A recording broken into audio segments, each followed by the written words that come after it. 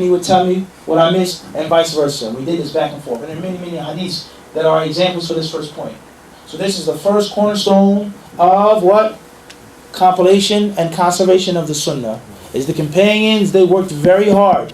And they gave a great deal of sacrifice in memorizing the sunnah, hearing the sunnah, and not missing anything. Anything that I missed out on, I traveled to the next companion to get it. Abdullah ibn Abbas, that's from the 7 narrators of hadith. He narrated over 1,000 narrations. When the Prophet died, he was a very young man. Between the age, 12, 13, 14, he was barely a teenager. Yet still he narrated over 1,000 traditions. Some of the ulama say he didn't hear more than 40 hadiths from the Prophet directly. So where did he get the other 960, whatever? How many? From who? From other what? Companions. So this is the first concept of the conservation of the sunnah. Point 1. Point 2. This is in brief and summary. Number 2 is what?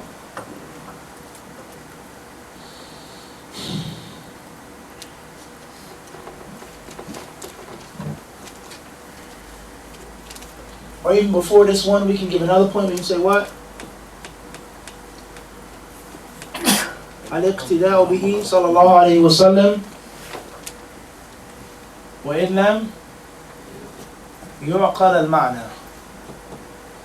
Oh, yani, is what? Is they took the example of the Prophet sallallahu alayhi wa sallam, followed and emulated, even if they didn't understand the reason behind. Such as the hadith of Abu Sa'id al-Khudri, in which the Prophet ﷺ offered the prayer, and he suddenly took off his sandals and he put them on the side. And the companions did the same thing. When he finished the salah, he saw that their sandals were removed. They had taken off their sandals. And this hadith shows that it's permissible to pray with your shoes on. And that's what they did first. They prayed with their shoes on before they were barefooted. They had on their sandals first. In contrast to what many Muslims believe. Unfortunately, there are people who say they follow the 4 imams and they say you can't pray in your shoes. And Imam al-Tahawi, rahimahullah, was from the greatest ulama of the Hanafi madhab, who said that the hadith about prayer in shoes are almost mutawatir. They're so famous, so many narrations that the Prophet prayed in shoes and he also prayed without shoes. Most Muslims today, wherever you go, take off your shoes. Not that you have carpet. No, when you pray outside on the concrete, they also tell you what? Take off your shoes. If you walk into the masjid with your shoes on, they call you shaitan. Unfortunately, wallahi. And they don't understand that the one that they claim to love so much prayed in his shoes.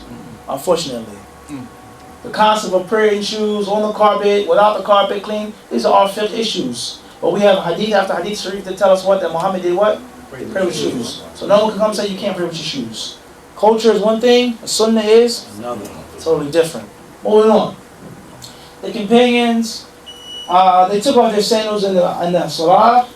The Prophet ﷺ, he asked them, why did you take off your sandals? He says, مَا حَمَلَكُمْ عَلَى خَلْعِ نِعَالِكُمْ. He says, what caused you to take off your sandals? They said, رَأَيْنَاكَ خَلَاتًا عَلَيْكَ. He says, because we saw you taking off your sandals. They didn't know why he took the sandals off. Did they see Jibreel? Did they hear Jibreel? No. But the sheer fact that the one was a means of salvation for their souls did it, they did what? They did it. He says, Jibreel came to me and informed me that something impure or something foul was beneath my sandals, so I took them off. Well, on Hadith and Sunan Abi Dawud with an authentic chain of narration. So the point that we're trying to get to is, this was a cornerstone in the conservation of Hadith. Is that they memorized the words and they also memorized the what? The actions. And this is crucial with regards to the next generation of Muslims, because they now want to pass it down. There are many things that the companions may have done. Omar may have done that he didn't say Muhammad said, but it was the teachings of Muhammad alayhi salatu wasalam. And that's a very important concept, especially when we talk about fiqh salaf, the fiqh of the pious predecessors, and not just the aqeedah of the pious predecessors, as some people say. Everything what the ulama of the salaf did and understood is what we should do and understand. Not just what they believed in, but how they actually prayed as well. Everybody understand this? This is one of the proofs that the ulama use as a side benefit of the beard. And trimming the beard with one's fist. Not trimming it and shaving, no, with the fist, the qabla. They say that the ulama, the sahaba who narrate the hadith about leaving the beard, they also did it. And they say this is the understanding of what Muhammad said. But that's a different issue. Khair, inshallah. Moving on. How much time we have coming? We gotta stop now? Stop. We'll stop now. We'll finish after Salat al-Maghrib. Allah subhanahu wa ta'ala surely knows best.